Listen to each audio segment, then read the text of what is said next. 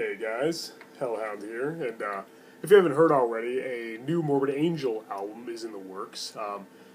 Me being a huge fan of the band, I figured I'd do a video about them. Now, Morbid Angel is obviously one of the greatest and most influential death metal acts of all time. They're definitely in my top three, along with Death and probably Cannibal Corpse. Will be my third, I guess. If Cannibal Corpse are early deicide. You know, and it's really hard to choose which entry of their nearly flawless discography to write a review about. It was mostly a toss-up between Altars of Madness, their debut, and Covenant. Now, I also really, really adore Blessed Are the Sick, their second album, and Gateways to Annihilation, which was their second album featuring Steve Tucker on bass and vocals, after he joined the band, and their first album he did with them, Formula's Fatal in the Flesh. Right here, I got other albums right here just for a little visual aid, just for a quick reference. Yeah, after some careful thought, I concluded that Covenant was probably the best choice, seeing as I usually find myself listening to it the most, time and time again. But again, if your favorite's Altars of Madness, hell, I agree. Because it's really, as I said, it's a really close one. It kind of depends on what I'm in the mood for. Covenant, released in 1993, was their third full-length album, and is pretty much everything a death metal recording should be. Containing all the proper elements to make it an unforgettable masterpiece. What I've always appreciated about Morbid Angel is that they're quite a diverse band for death metal, employing several other musical influences into their unique style, without being considered too experimental or progressive, too progressive. Yeah, Covenant's no exception, so let's take a look at why this album is so phenomenal. Well, first of all, the musicianship here is pristine. Trey Edsigto, I think I pronounced that right, is one of the greatest death metal guitarists to ever walk the face of the planet. Second only, probably to Chuck Schuldiner, who, most considered the godfather of death metal, and rightfully so.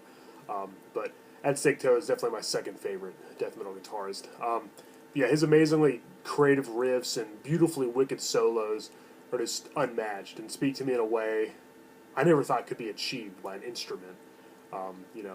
The Lovecraftian vibe I get from his heavy chugging rhythms and melodic leads heard on songs such as Blood on My Hands, is truly incredible, and it's pretty much the foundation for Morbid Angel's sound. He was the founder of the band, after all. He's the longest longest active member, or whatever. Covenant contains some of Edsigto's most memorable guitar work, which brings complexity to a whole new level. And also legendary drummer Pete Sandoval isn't known as one of the best drummers in the entire death metal scene for no good reason. Everything he does here is fantastic. The brilliant rolls, fills, and perfectly precise beats performed by Pete are just essential in death metal's Morbid Angel's sound. It's unfortunate that he's no longer in the band, by the way. I'll get to that later. It's amazing that anybody can play that fast and for so long. Him and Trey are truly gods in the world of death metal. And bassist/vocalist David Vincent is also an extremely competent death metal musician, though perhaps overshadowed by the other two bandmates who are pretty much the best at what they do. About David, in my opinion, his vocals more or less declined with every album, and I'm always partial to that awesomely raspy hiss he had on the first two recordings. Here his voice has gotten deeper and more guttural, like that of most other death metal singers around that time. It fits this album perfectly, but I can't help but miss the unique vocals he had on Altars of Madness, and will always prefer them to the somewhat generic growls heard in later performances. It really got bad by Domination, though. That still had a few memorable tracks on it, but more and more in the other albums later. We're talking about Covenant right now. Anyway, what makes this album truly memorable is the fact that the Kankai songs are just very straightforward and contain a subtle and underlining melody. The bludgeoning, complex guitar riffs played brilliantly by Trad Sigto, and the writing and angry blasts of hate-filled drum beats from Pete Sandoval create a truly remarkable melody. A wrathful and bleak aggression, slow and desolate, yet at the same time ravenously heavy. I should probably mention that the bands had changed significantly in the time between Blessed Are the Sick and Covenant. A lineup change from one. Secondary guitarist Richard Brunel had left for, in his own words, simply not trying hard enough. So he was the other guitarist in the first two albums, and so they're just a trio on this one, as opposed to being a four-piece before. But that leaves only the Savage trio of David Vincent, Trad Sigto, and Pete Sandoval. This reduction in manpower resulted in songs that are faster, simpler, and many times more aggressive than their predecessors. Who knew? But yeah, Covenant's quite possibly the most violent release in Morbid Angel's lengthy catalog. The fierce, power-driven musicianship displayed here is a rare thing to find amongst many bands, death metal or otherwise. Covenant, this album, as I said, has some of the best songs Morbid Angel's ever written. The opening, Rapture, has a captivating and fierce opening riff that gets my head banging every time. Trey's sense of malevolent groove make my hands uncontrollably mimic the guitar playing. Every time I listen to it. Not that I'm anywhere near as good as him on the six strings. I wish. But, then Pain Divine contains more of his brutal riffing and Pete's insane drumming, which isn't quite as fast this time, but still has a merciless precision and delivery. There should be no question as to why Pete Sandoval is my favorite death metal drummer, and my second favorite drummer of all time, period, next to Dave Lombardo, who's known for being the drummer of Slayer, not anymore, unfortunately, been replaced by Paul Bostaff once again, but Dave Lombardo is Slayer's drummer, as far as I'm concerned, and he's my favorite. And then there's World of Shit, The Promised Land, which has kind of a Black Sabbath feel. Evil shoving riffs galore, and David proclaiming his hatred and distrust of mankind. I'll never understand how Pete managed to drum so fast on this track. It's nothing short of incredible. Him and Trey just go berserk on this song, and all hell breaks loose. Yeah. Vengeance is Mine is another hellish and foul number that oozes a hate-filled and frightening aura. It was also on the Night of Demons 2 soundtrack, along with Rapture. So that's pretty cool. The Lion's Den, it's another standout moment that contains more of Pete's vicious double kick.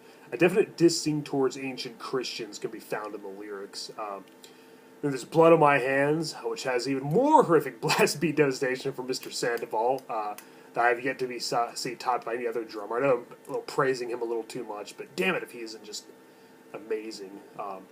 I'm not a drummer, but hell, he still inspires me.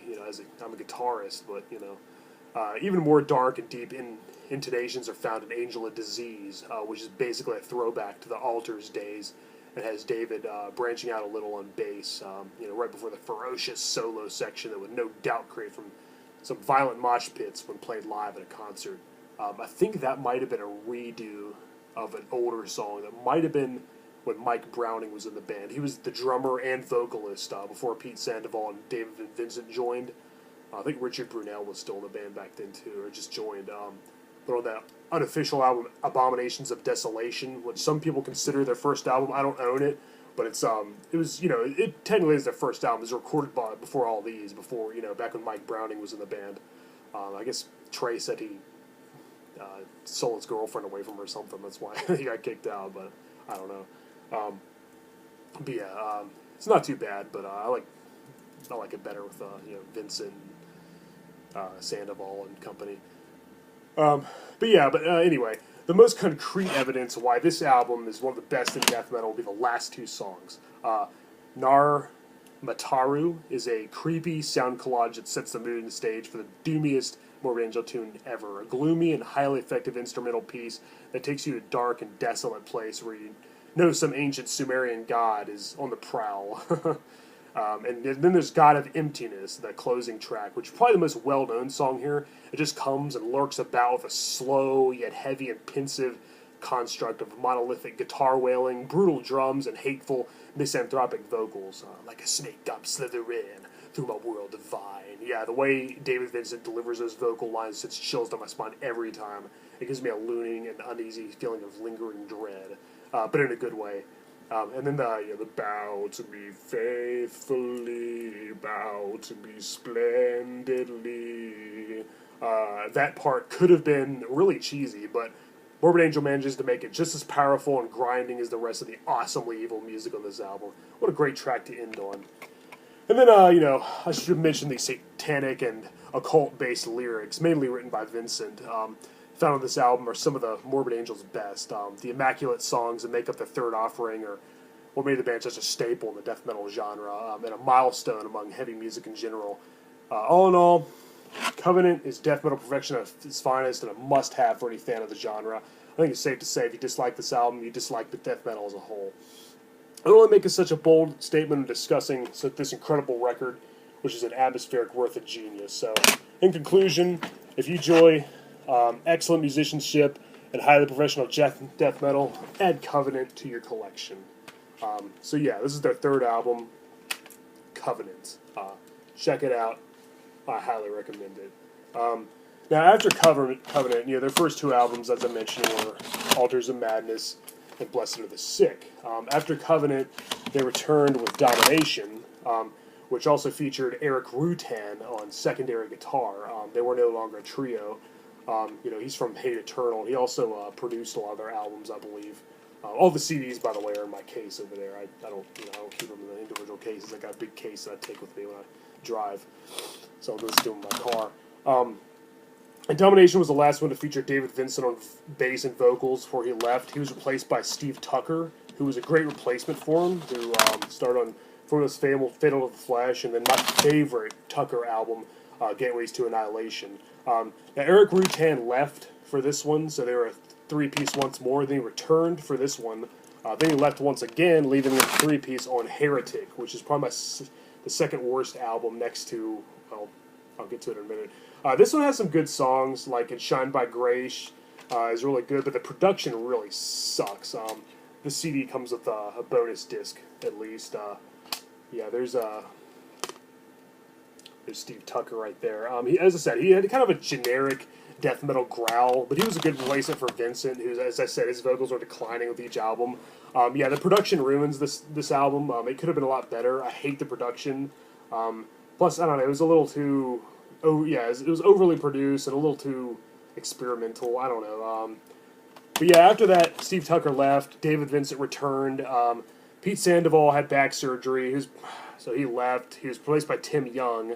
And unfortunately, Sandoval left permanently. I think he converted to Christianity, which is really something I wouldn't expect a member of Morbid Angel to do. On their latest album, Elude, Divinum, Insanus, which is easily their worst album. I think all metalheads agree with me. I don't even know I own this thing. Tim Young replaced Pete Sandoval. So this is the first full-length studio album, not counting Abominations of Desolation, that doesn't have Sandoval, which really sucks. Tim Young is a competent drummer, but it's just not the same. Also, they got secondary guitarist Destructor. As I said, David Vincent returned, but it just wasn't the same. I don't know. I was real excited for Vincent to be back, but this album just wasn't good. It was way too experimental and just didn't even... Oh, God. Songs like Too Extreme and Beauty Meets Beast, it just doesn't even feel like Morbid Angel. I understand Trey wanted to branch out. He wanted to try something different. I can respect that. I can admire that. I just can't really appreciate this album. It's got a few memorable tracks. It's not terrible, but it could have been a lot better. Definitely wasn't... it was definitely a letdown, considering... my previous excitement that David Vincent was back. But he's left once again, as well as Destructor, the second guitarist, and Tim Young. And they're talking about a new album, so who's going to play drums for them? And are they going to get a secondary guitarist? Or are they just going to remain a trio and have Trey Adsick to do all the guitar work? I mean, who knows? But I'm very interested in seeing what the future holds for Morbid Angel. One of my favorite death metal bands of all time. And you know what? A lot of people are giving them crap, because of this album, but in my opinion, most of all, they can do no wrong. Well, almost. And, you know, I look forward to seeing what they have to offer. I think Trey learned his lesson. I don't think he's going to let us down again. Now Steve Tucker's back in the band. That might be just what they need. So hopefully they'll put out something really good. You know, will it live up to their glory days of their first 3 albums and then Gateways? Probably not. But, you know, who's really going to expect that? You know, that's just asking too much. But, yeah, so yeah, I highly recommend Covenant or any of the other Morbid Angel albums except for their Elude, Dividend, and Sanus. Also check out their live album, Entangled in Chaos. If you haven't noticed, all their albums have an alphabetical theme. You know, Altars of Madness, Blessed of the Sick, Covenant, Domination, and so on. You know, so the next one obviously would be K, not J, because they released a live album, Juvenilia, which is really just, I'm pretty sure it's just Live Madness, which is it comes as a DVD here, and oh god, the case just came apart. With Altars of Madness, the 2006 reissue contained the Live Madness DVD, and so I'm pretty sure they just used that for Juvenilia, their latest live album. Because yeah, Richard Brunel hasn't been in the band for like decades, like what, 2 decades almost, and you know he's on that recording, so I'm pretty sure that's all it is. So that's their latest live album, Juvenilia, but not really. So that was the J album, I guess. So the next one will start with a K. Who knows what the title will be? I'm sure it'll be something creative, hopefully better than the really poorly done Latin, which should have been Illo, Divina, and Sana, I believe. Pretty sure they didn't translate that right. But whatever, who cares? It wasn't a great album anyway, but I expect better, and I think we'll receive better, because, as I said, Trey Sigtho, the man can really do no wrong. His guitar playing is just incredible, and, you know, nothing short of amazing, highly inspirational to yours truly. So, yeah, and by the way, I'm getting my old band, Dismal Descent, back together, which Morbid Angel is a huge influence, because I left that one current band I was in, which featured Greg Main, the founding bassist of Pentagram. Yeah, Greg Main, look him up. He was in Pentagram. He was in a really good metal band called B Demon. I'm gonna see if he'll still play bass for. I'm gonna see if he'll play bass for Dismal Descent, because he's a great bassist. He's more into the metal thing like I am. That band I was in, we weren't really doing very heavy stuff. At least not as heavy as me and him are used to. So he's more my style anyway. So I'm gonna see if Greg Main will play bass for Dismal Descent. That'd be awesome, wouldn't it? Because he just rocks. He's a phenomenal bass player. Best I've ever worked with by far. But, you know, then again, he's been rocking out since the friggin' 70s, man. Bobby Liebling and co. back in Pentagram. But anyway, yeah, check out Morbid Angel. You won't be disappointed. Covenant's a great album. Thank you for watching, and keep it metal. I'm Hellhound, and until next time.